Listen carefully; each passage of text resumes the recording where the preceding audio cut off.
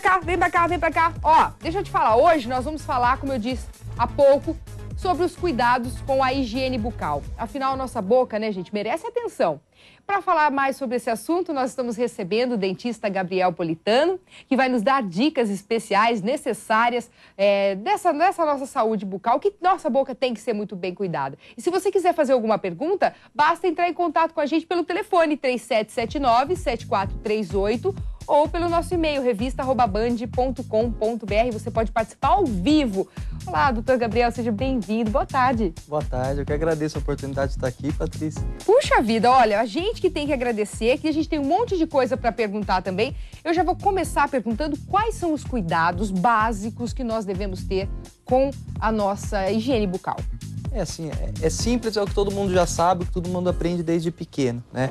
Na verdade, a boca realmente ela é, como você disse, uma porta de entrada para sucesso, né? Mas ela também é uma porta de entrada de muitas infecções. Então, a boca, hoje em dia, a gente já sabe que doenças sistêmicas são provocadas ou são aumentadas, potencializadas por ação de infecções bucais. Que doenças, por exemplo, sistêmicas? Por exemplo, diabetes é potencializado por infecções periodontais. Gestantes que têm infecções periodontais de gengiva têm um risco aumentado de desenvolver complicações, alterações cardíacas e diversas outras, né?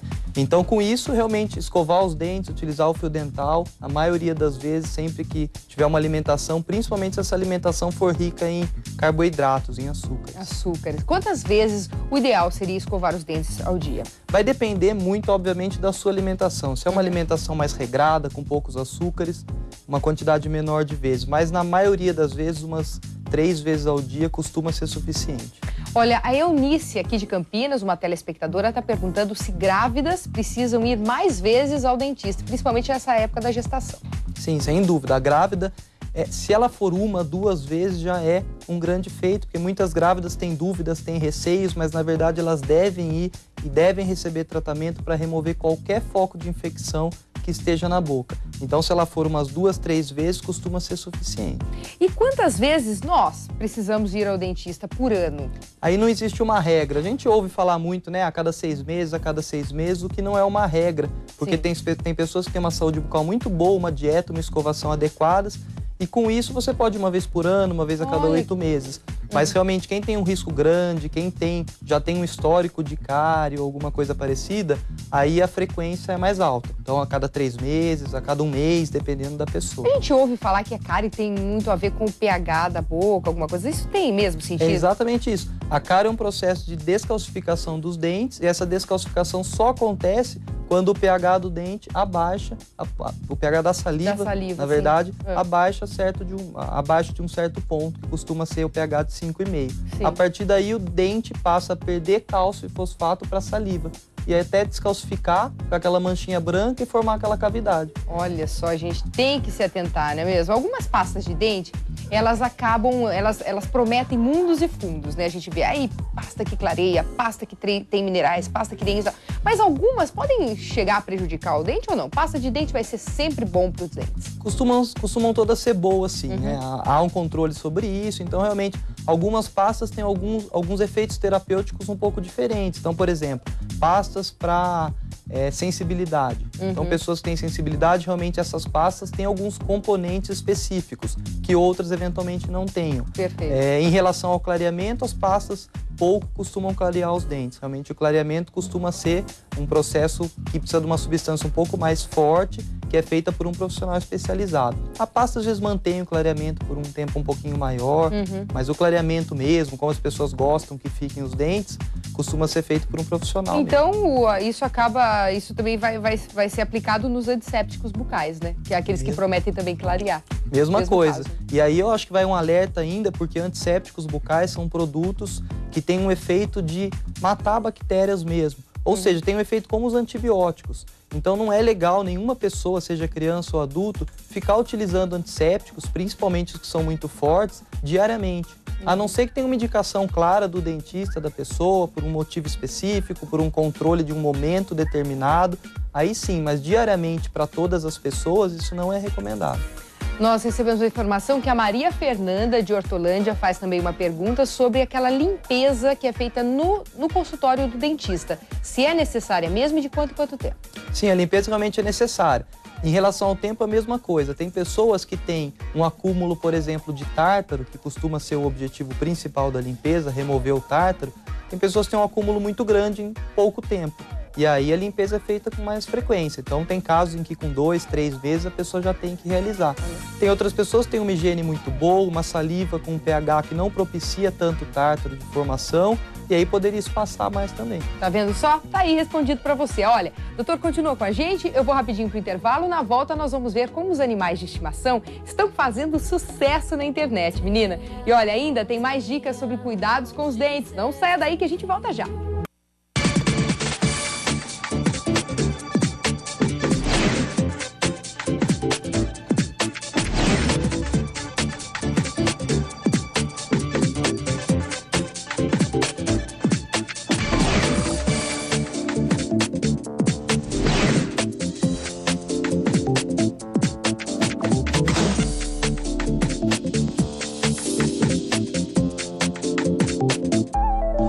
Bom, vamos voltar a falar agora sobre os cuidados com os dentes. Nós estamos recebendo hoje dentista, Dr. Gabriel Politano, que está dando dicas muito importantes pra gente. Se você quiser fazer alguma pergunta, pode entrar em contato com a gente, 3779-7438, ou manda e-mail para revista@band.com.br.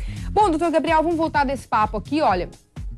Queria saber desse projeto que nós falamos no começo do programa, que eu acho que é um projeto que vale a pena a gente divulgar, chamado Banco de Dentes. Como que ele funciona? Vamos contar um pouquinho para a população. É assim, Patrícia, assim como existem bancos de órgãos, de outros órgãos, sim, existe um banco de dentes, né?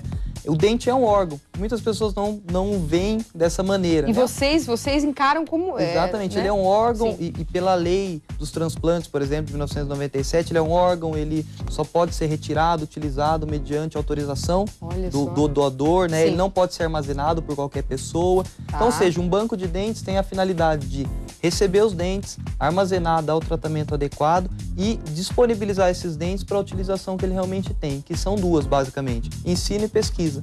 Então, por exemplo, na nossa faculdade, na São Leopoldo, a gente encaminha esses dentes para o laboratório para os alunos de graduação aprenderem os dentes, como são, características, números. E para pesquisa, principalmente, né, que é o grande número de dentes vai para a pesquisa, é para realmente pesquisar algumas coisas com os dentes. Nada melhor do que pesquisar a ação de agentes clareadores, a adesão de materiais restauradores, nada melhor do que no próprio dente humano. Esse banco de dentes está com poucos dentes atualmente? Como é que está lá? Atualmente a gente tem entre cerca de 2 a 3 mil dentes. Sim, né? mas essas doações são bem-vindas. Sim. Sempre bem-vindas. A própria pessoa pode encaminhar, a gente recebe eventualmente doações de pessoas que encaminham seus próprios dentes por correio. E os dentistas são incentivados também a isso. Certo. No consultório, eventualmente, você extrai o dente de um paciente, pegue um termo de autorização e encaminhe esse dente para a nossa faculdade, porque lá eles são muito úteis e essas pesquisas são úteis e trazem novos avanços. Então, atenção toda a população, atenção, a gente está falando para muita gente, toda a nossa região. Gente, é legal a gente conscientizar toda a população para que colabore. Tem um telefone, um contato que a gente possa, que as pessoas que se interessarem... Sabe o dentinho a fadinha lá, como que chama mesmo, produção? O dente da fada que a gente fala, a fada do dente, a fada do dente. De repente caiu o dentinho do filhinho. Gente, ao invés de jogar em cima da casa, que daí a casa vai ficar cheia de dente lá em cima, não vai adiantar pra nada, manda pra lá, pro banco de dentes. Isso vai ajudar muito na pesquisa e tudo mais. Qual que é o contato lá? O telefone da faculdade é 3211-3600. E o endereço da faculdade é Rua José Rocha Junqueira, número 13, no Swift. No Swift. Pertinho. De novo o telefone, então, só pra... 3211-3600. Agora, não pode, eu sei que não pode ser qualquer tipo de dente, não, né?